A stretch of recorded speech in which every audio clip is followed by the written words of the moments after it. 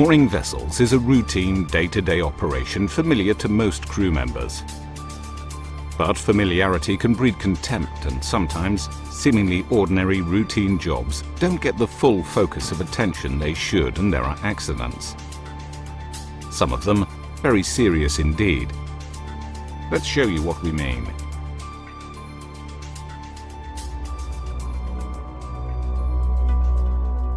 A crew member was casting a towing line off from a bollard on the forecastle deck.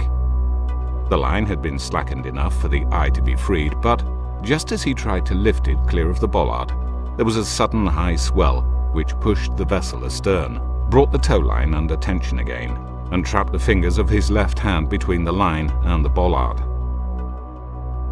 The master reacted quickly and moved the vessel ahead. The line slackened and the man could pull his hand free. But he'd lost the nail from his middle finger, and 2 others were swollen. We need to learn from every such incident. This was a reminder that risk assessments must consider weather and sea conditions, and that it's essential always to use good seamanship techniques. Here, for example, the tension could have been taken off the line by a warping drum, or, if there's no drum available, by rope or chain stoppers. 2 vessels were maneuvering to transfer fuel oil from one to the other. The water was deep, so the transferring vessel, a platform support vessel, PSV, was in DP mode, and the receiving vessel, a line handling tug, was backing up for stern-to-stern mooring. At first, the 2 masters proposed different mooring formations, but eventually agreed to moor in crossed lines. As they were doing so, the line to the port quarter bollard of the supply vessel went slack and caught under the stern quarter. The AB and oiler on deck told the mate on the bridge what had happened.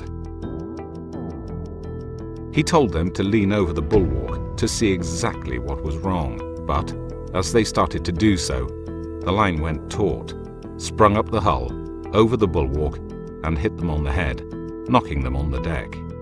They both got up immediately, but as they were walking back to the accommodation, one of them, obviously still dazed by the impact, fell again. The rig doctor on the nearby drill ship examined them, and luckily neither was seriously hurt. If they hadn't been wearing the correct PPE though, they could have been in real trouble. So, what caused the problem? Both vessels could have moored in parallel formation. This could have prevented the incident. Also, if the work had been prepared properly, there would have been a joint JSA, job safety analysis, and the correct mooring formation would have been agreed. Thorough risk management would have identified hazards, and the crew members wouldn't have been told to lean over the bulwark, and thus put themselves in the line of fire. More risks were created by the various jumbo bags which were strewn about the deck and restricted the available workspace. Ultimately, the masters didn't supervise or direct the work adequately. Equally though, none of those involved used their stop work authority. A hopper barge was moored on the port side of a crane barge with a spring and 2 winch wires. As the barge was being loaded, the winch wire crawled up along the bollard. A crew member, wanting to go from one vessel to the other, stepped over the wire. Just as he did so, the wire slipped over the bollard and hit his legs. He fell over but managed to grab hold of a railing and stop himself from falling between the 2 barges. Of course, it didn't help that as he was stepping across, he was also talking on his mobile. The lessons here are obvious. When vessels are moored alongside one another, moving from one to the other calls for our full attention. Crew members should not attempt to move between vessels before it is safe to do so and permission is given. There should be safe, properly marked walkways on deck. Winch wires must be led around one bollard, not 2, so that they're secure and can't slip over. On deck, we need to stay alert at all times, and that means never chatting on a mobile at any time whilst working on deck, and never standing in the loops of wires or ropes. A tug was mooring up to a single buoy mooring, SBM, on which a dive team needed to finish some routine maintenance work. Once the tug was in position, the chief officer realized that it needed to move some 15 meters closer so that the diver's umbilical could reach the buoy. The chief officer needed to put a stopper on the mooring line before securing the bits, but the configuration of the mooring equipment meant that he had to enter a snapback zone in order to do so.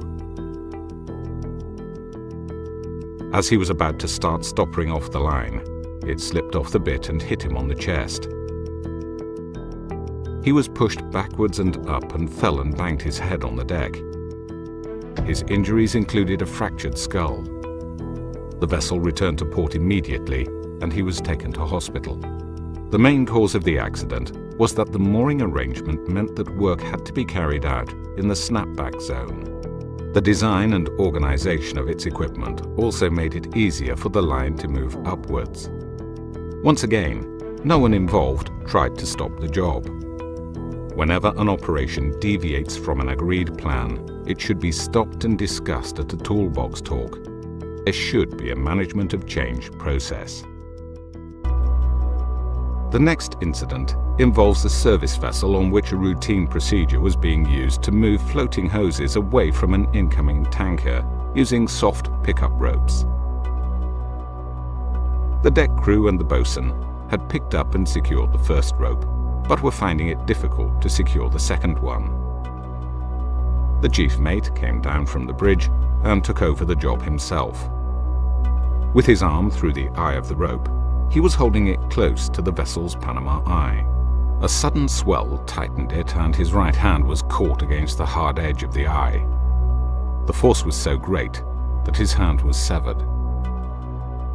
This shows how even with a routine procedure, everyone involved needs to be vigilant all the time. The chief mate shouldn't have stepped down to perform a crew task without proper preparation. No one recognized that by doing so, and also by not handling mooring lines in the correct way, a new potential hazard had been introduced into the task. No one stopped the job, possibly because they were reluctant to challenge the authority of an officer. Our final example has a truly tragic outcome. Two vessels were maneuvering during mooring operations. One was moving towards the workplace using a mooring line and winch. The rigging was slackened, but as the angle between the two vessels became greater, the tension increased to such an extent that the chain snapped at the pad-eye connection and swung violently across the deck. It hit a deckhand with such force that he died of his injuries. Several factors contributed to this fatality. First, the deckhand moved into the path of the braking chain and so was in the line of fire. Next, the braking strain of the equipment had been underestimated. It couldn't cope with the load put on it. Finally, communication between the vessel masters, the winch operator and the deckhand was limited, and sight lines were poor. Once again, it was a routine task, and the incident stresses the need for constant vigilance, even when the task seems commonplace. Crewmen should always be aware of the possibility of danger from equipment failure, particularly with regard to ropes, towing and rigging equipment.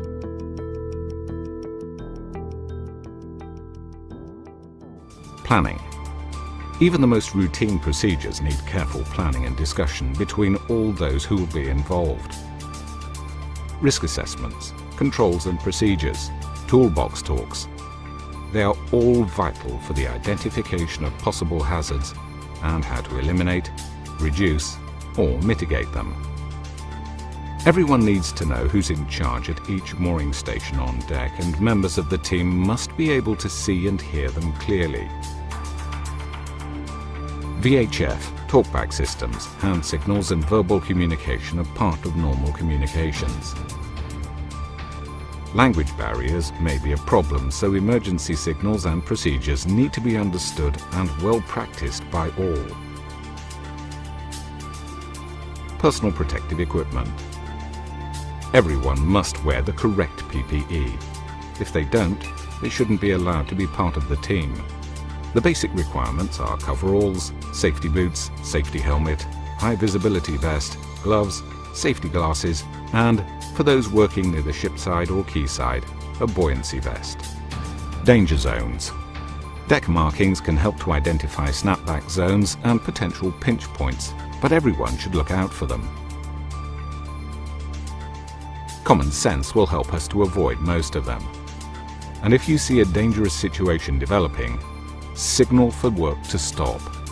Your view of the operation may be different from that of others. You may be the only one who can see it. Hazards. If you stand in the bight of a rope or in the line of fire, you're asking for trouble. Be careful not to step into the bight of a rope, and be alert to the potential dangers of wires and ropes under tension. But it's not just ropes and chains under tension that may cause problems. Oil, ice, badly lit areas, shipside handrails, gratings, poor weather, rough seas, they can all introduce new hazards. Working with other vessels. Mooring often involves tugs and other small vessels. Once again, good communications are essential, and you should always be aware of how your actions may impact on crew on other ships. Vessels moor and cast off every day. It's such a familiar standard procedure that the temptation may be to treat it more lightly than other operations. The examples we've given, however, illustrate that it can never be taken for granted. Careful planning, risk assessments, good communications, and a constant awareness of what's around you can all help to make the job safer for you and the rest of the crew. Thanks for your attention.